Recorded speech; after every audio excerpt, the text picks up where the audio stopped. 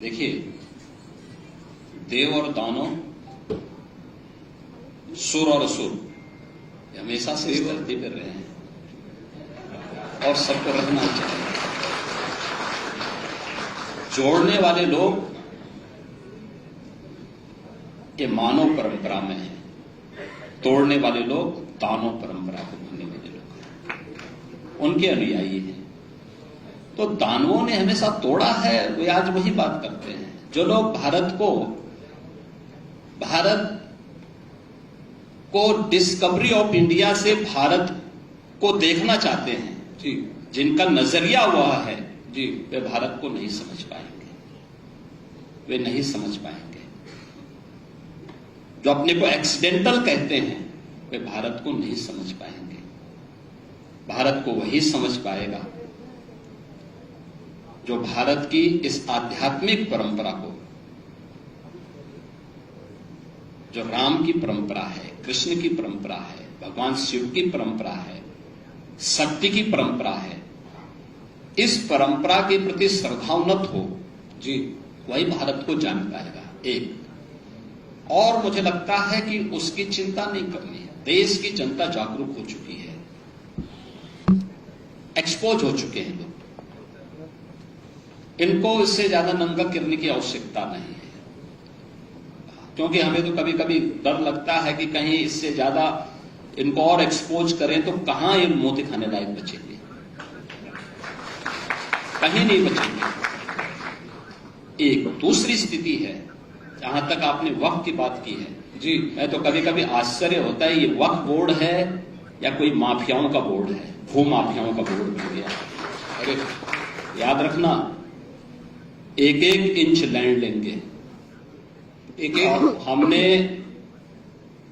उत्तर प्रदेश वक्फ अधिनियम में संशोधन किया है, पूरी 1369 फसली से लेकर के अब तक की एक एक राजस्व के अभिलेख की जांच करवा रहे हैं, और जिसको भी वक्फ के नाम पे कब्जा किया होगा उस एक एक इंच लैंड को लेकर के वापस करेंगे और गरीबों के मकान बनाएंगे, सार्वजनिक संस्थान, अस्पताल बनाएंगे, अच्छे शिक्षण संस्थान बनाएंगे। और कुंभ में दावेदारी करने वाले लोग जी, अपनी गनीमत देखो, अपनी खाल बचा लें तो गनीमत होगी उनकी। वो कहते हैं कि वो कहते हैं सवाल मेरा है, वो कहते हैं कि ये हमारी धार्मिक अधिकार, हमारा धार्मिक अधिकार, हमारी धार्मिक अधिकार हमसे कैसे खींची जा सकती। जब इनका बीज नहीं फूटा था, हमारे कुंभ की परंपरा उससे पहले से।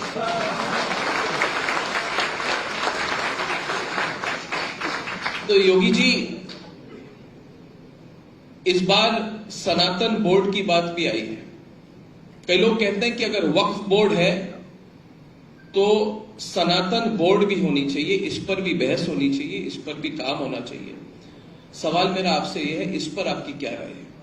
देखिए, और इस पर महाकुंभ में चर्चा भी हो। देखिए जी, मैंने कहा ना, हमारा सनातन धर्म की ऊंचाई आकाश से भी ऊंचा है, इसकी गहराई समुद्र से भी नीचे तक है। इसकी तुलना किसी मत और मजहब से नहीं करनी चाहिए, कतई नहीं। मैंने कहा ना, वक्फ के नाम पर भूमाफिया के रूप में काम करने वाले उन लोगों से हम अपनी तुलना न करें। हमारा सनातन धर्म बहुत बड़ा है, बहुत बड़ा है। हमें उस विराटता का परिचय देना होगा। हाँ, सजग रहना होगा, फूट डालने वाले उन तत्वों को जो हमारी विरासत को नुकसान पहुंचाने का काम कर रहे हैं। और जहां तक आपने समाजवादी पार्टी के बउआ की बात की है, मैं बताना चाहूंगा, ये लोहिया जी के नाम पे राजनीति करते हैं। कभी डॉक्टर लोहिया को पढ़े तो उन्होंने कहा था कि अगर भारत को समझना हो तो दो बातों को याद रखना। एक, सच्चा समाजवादी वह है जो संपत्ति और संतति से दूर रहे, इनका उदाहरण आप देख सकते हैं। और दूसरा उन्होंने कहा, भारत को अगर समझना हो तो राम, कृष्ण और शंकर, इन तीनों को पढ़ो, तीनों का अनुसरण करो।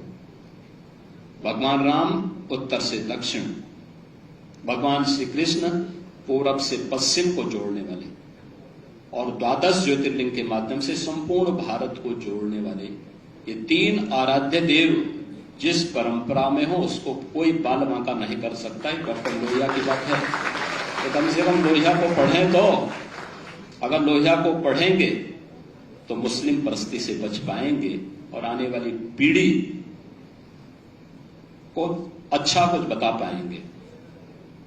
जिन्होंने केवल एक ही बात सोची है, एक ही बात जानी है, उन लोगों से क्या उम्मीद कर सकते हैं।